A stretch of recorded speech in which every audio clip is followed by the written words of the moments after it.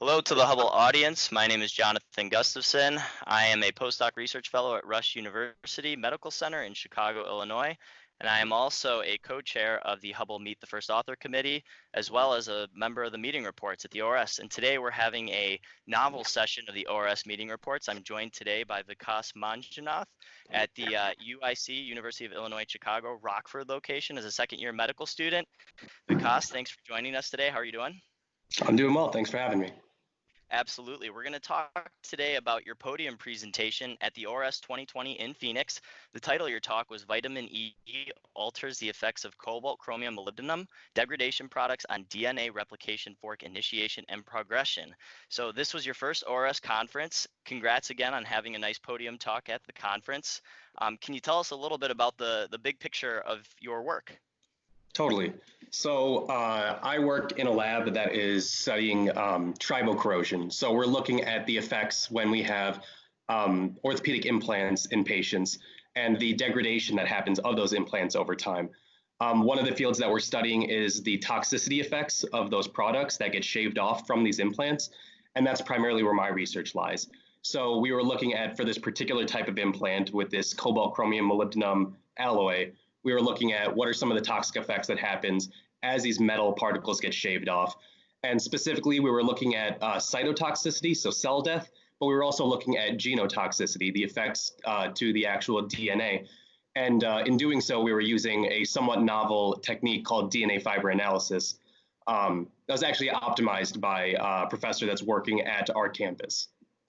That's excellent. So what were kind of some of the key findings from your work relating to the degradation products, as well as both the DNA and cytotoxicity that you were talking about?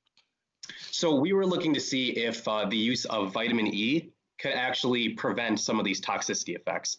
So on the first half, looking at the cytotoxicity, we saw that these metal particles caused a lot of cell death, but with the presence of vitamin E, that was actually prevented at pretty much all concentrations. So that was pretty striking. And then on the DNA side, if you don't mind, I'm just going to share real quick to show you a table of some of our findings. So again, you're interested in the vitamin E effects, right? Okay, so right. I see your table here. Right, so we found that actually when we applied these metal particles, we saw a couple of effects. We were able to see a slowing down of the replication speed in the presence of these degradation products, as we have listed here. But when we include the vitamin E as well, we actually see that the replication is not slowed down.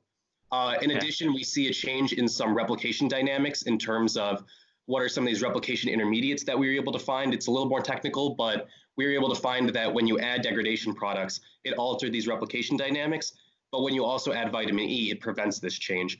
And these changes were in line with hydrogen peroxide, which is a known kind of positive control that's supposed to induce some of this oxidative stress that we expect the degradation products are causing. That's really interesting and very exciting. There's been a lot of work, certainly, and this is actually a really interesting hot topic in the field of orthopedic implants. How can we, as researchers, as well as material scientists, introduce these different types of compounds and components to our implants to be able to do a better job of integrating with the patient, but also obviously maintaining the longevity of the implant, right? Mm-hmm.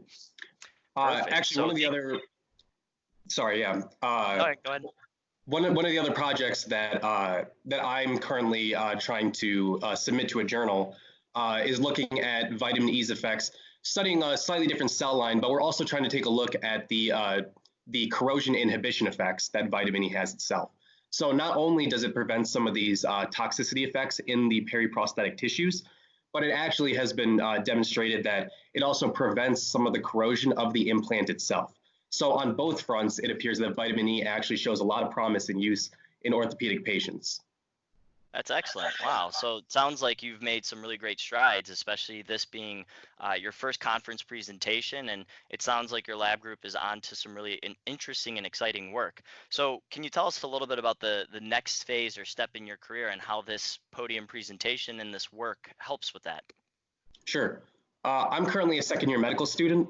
So right on my horizon is my first board exam. So that's currently what's, my focus. But after those board exams are done, I'm hoping to write up this project into a paper So hopefully you can join the other paper that we currently have coming out. And in the long run, I'm hoping the reason I joined this lab in the first place is that I had some interest in going into orthopedics. And if that continues to end up being the case, then hopefully someday I can actually have a part in trying to translate this research into actual use of vitamin E in patients to try and improve the longevity and outcomes for patients with implants. That's excellent. Well, it's really great to hear from you. We really appreciate having you. You are definitely in the infancy of your research career as well as your clinical career. We wish you the best of luck for sure as you kind of go through and continue through your education. And we look forward to hearing more from your group, and we will keep an eye out for your papers.